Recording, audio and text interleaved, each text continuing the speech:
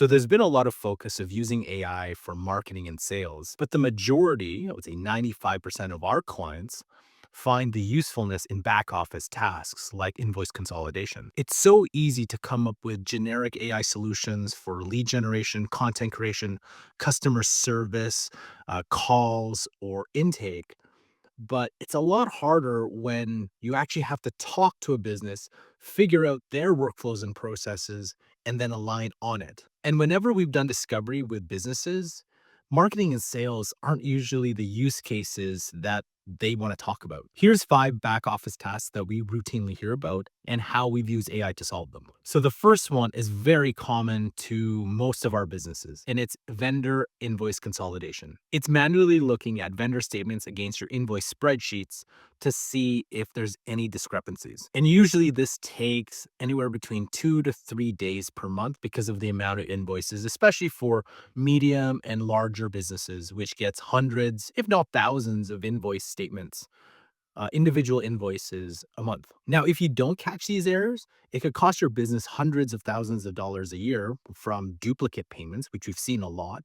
Or a little bit more awkward, your employees go to said vendor like a Rona or a Home Depot, and they can't charge with a company card because the vendor or the company has blocked payments because you haven't paid your bill. So it's really simple to solve this. And we go through 3 phases. The first phase is the simple use reasoning, whichever the company's favorite large language model is, and just drag and drop the vendor statement with the invoice registry spreadsheet and look for the discrepancies. The second phase is using some sort of connectors or MCP, where your large language model goes to the folder and does the discrepancy check between the statement and the spreadsheet. And that could be in ChatGPT using the connectors, Claude connectors, or Google Drive in Gemini. Once you have that down, we teach some of our clients to use agent mode. So the agent through connectors goes into these folders and does the discrepancy check and provides the report. And then Takes the an final hour a step day to is to produce use agent the mode things, and that's with the probably with a connectors little and extra help from schedule me, it. that's more work So for me. instead of But the fact of the manually matter is, guys, I take using an hour agent a day mode, writing it's all down all scheduled. the shit. So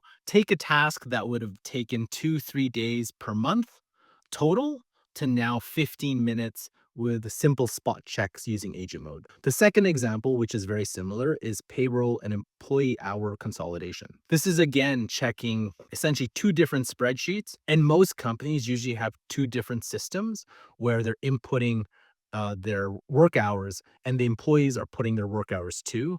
But there's somebody manually checking those 2 different programs, usually through a spreadsheet to see if they match. And using AI, it's really the same steps as above. First, dragging and dropping the 2 spreadsheets, then using connectors, then using agent mode, and then scheduling agent mode. So several of our clients, we've cut again 2, 3, 4 days of work per month to about 15 to 30 minutes of just spot checking. The third example is your reception answering the same questions over and over again. So I'll give you an example of a property management client where the question, an example question or example repetitive question is, where can I get my water pump replaced? And reception either has to answer that question for the 20th, 30th time per month, or site maintenance has to answer the exact same question, kind of wasting their time. This one can be done in multiple ways. The first one is using an AI voice agent tool like a Vappy or Blend that answers these questions. And if the user or the resident has more complex questions, then it also automatically kicks to a site manager or to reception to answer that question and actually have a real human. This is also an opportunity to put a digital assistant, a chatbot, on a specific page that residents can go to get their most repetitive answers, repetitive questions answered. And if it's more complex, you can train that digital assistant or chatbot to then kick to a site maintenance person or reception to again have a real human answer the question and have them focus on the more complex questions than answering the most repetitive questions over and over and over again. The fourth example would be a site inspector for a home builder or an insurance agency or company that has to go on site and do site inspections or home inspections. Instead of them taking notes, taking pictures, and then having to go back to the office to write the report or use some sort of program, but they still have to finish the report. Very simply, just have them record it through their phone and then set an automation Could be through N8N, could be through Make, doesn't matter. Set that automation so 70% of that report is already complete by the time they come back to the office. So instead of taking 3 hours to complete a report, now it takes 15, 20 minutes.